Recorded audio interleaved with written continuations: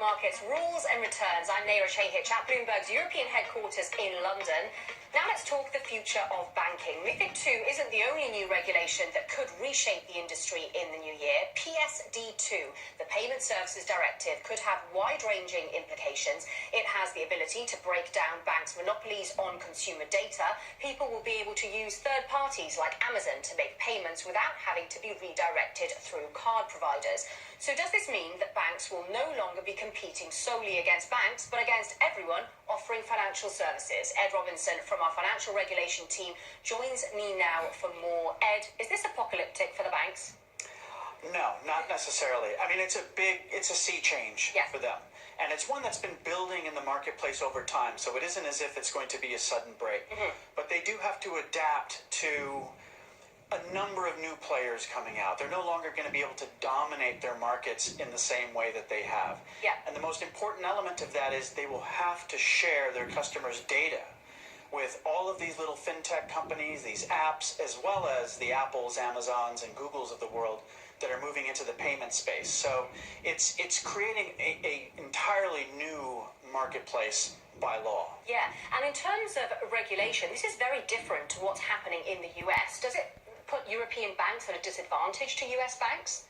I don't know. That's a really interesting question because at first glance it would seem to be. You have a regulation coming from Brussels which mandates you shall do this, you shall open up, you shall share all of your data. The U.S. has nothing of the sort. The U.S. is all being shaped by the marketplace, so it's kind of this hodgepodge.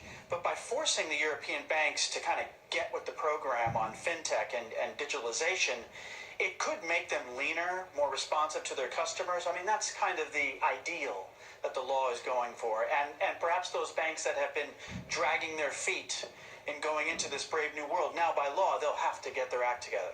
So are we going to see some banks then really come out well out of this while others don't, and we'll really start to see that difference in the marketplace in Europe?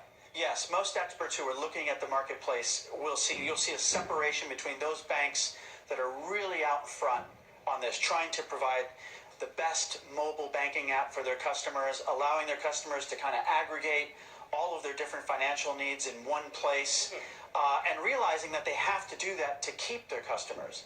But then you'll have laggards. You'll have other financial institutions that don't really want to do this. They don't want to spend the money. They don't want to form the teams, the innovation teams that have to put this together.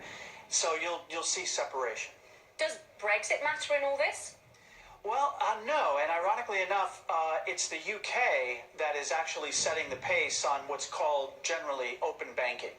The UK has actually created an open banking initiative which will standardize the way all of these banks share their data with fintechs and Apple and so forth.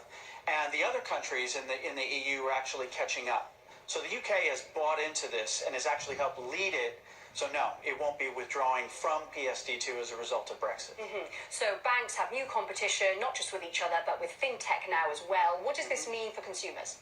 Well, for consumers, it means a lot of choice. In fact, the market could become quite chaotic. So they'll be kind of inundated with any number of apps that help them save money, help them make payments, help them manage their current account, their investment. I mean, it's just kind of crazy how chaotic the market will be. So increasingly, you're going to want apps that can gather all of this in one place and make sense of it for the consumers.